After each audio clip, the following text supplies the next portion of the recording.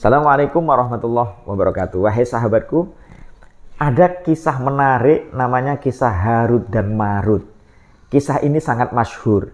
Kisah Harut dan Marut ini menurut Ibnu Hajar al-Asqalani dalam kitab Fathul Bari juz 1, Qissatu Haruta wa Maruta ja'at bisanadin hasanin. Bahwa cerita tentang Harut dan Marut itu sanadnya bagus, sanadnya jelas. Dan ceritanya juga jelas. Karena itu maklum saja kalau tafsir-tafsir mengutip tentang kisah Harut dan Marut, terutama misalnya ketika menjelaskan dalam surah Al-Baqarah ayat 102. Nah, Harut dan Marut itu ceritanya begini. Wahai sahabatku, para malaikat itu masih grundel ya terhadap kemuliaan manusia karena ilmu dan amal mampu menahan syahwat itu. Karena malaikat itu masih merasa gimana gitu dengan penciptaan manusia yang dia diberi kemuliaan. Lalu Allah mengutus Harut dan Marut itu untuk turun ke bumi. Tetapi ketika turun ke bumi, Harut dan Marut diberi oleh Allah syahwat. Apakah dengan syahwat itu manusia bisa, atau Harut dan Marut itu bisa menahan gejolak syahwatnya atau tidak? Nah, Harut dan Marut diturunkan ke bumi tapi diberi syahwat oleh Allah Subhanahu wa taala. Nah, ketika itulah ada wanita cantik namanya Zuhrah. Nah, Zuhrah ini mampu memukau dan memikat si Harut dan Marut, akhirnya berzina ini. Harut dan Marut ini tidak kuat godaan dengan Zuhrah itu. Karena tidak kuat godaan lalu berzina dan minum minuman keras juga, maka Harut dan Marut diceritakan dalam sanad ini dia digantung di Babilonia, digantung.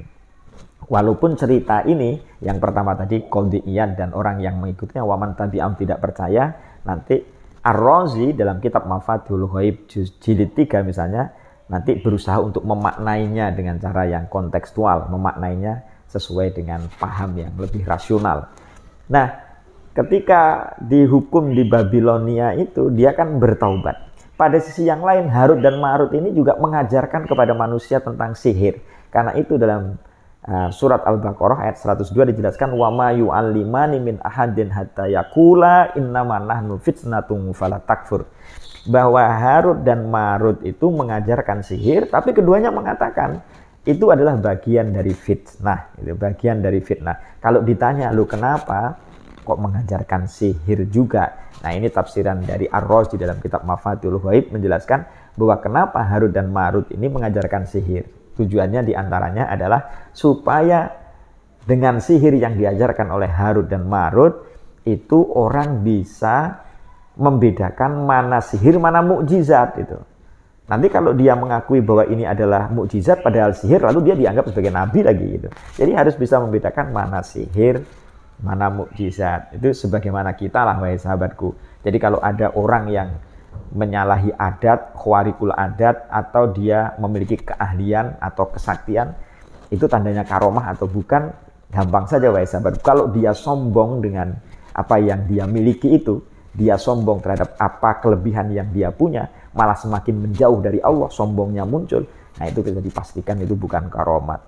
Karena innal waliya yulahidu nafsahu bi'ainit tasghir. Karena wali itu selalu memandang dirinya dengan penuh kehinaan. Lalu kalau ada orang yang bisa begini, bisa begitu, lalu dia sombong, dipastikan itu bukan wali itu. Itu terbujuk rayu oleh setan itu, oleh iblis yang datang kepada dirinya. Jadi Harut dan Marut mengajarkan sihir untuk membedakan mana sihir, mana mukjizat, mana dari jin dan mana yang lain. Yang kedua kata Ar-Razi itu juga karena untuk melawan sihir dari jin tadi, yang sihir jin itu tidak kuat dilawan oleh manusia sehingga diajarkan tentang sihir. Nah, pada itulah sebabnya kenapa ketika seseorang itu menguasai sihir, mampu memiliki ilmu sihir, itu hati-hati, itu adalah fitnah, jangan sampai dia terjerumus gitu loh. Makanya inna hatta yaqula innama nahnu fitnah fala takfur, maka jangan kafir lalu dia merasa sombong, merasa bahwa ini yang dia miliki, kekuatan yang dia miliki. Jadi begitu cerita tentang Harut dan Marut, ceritanya masyhur. Kata siapa tadi? Ibnu Hajar al-Asqalani bahwa cerita itu adalah ja'at bisanadin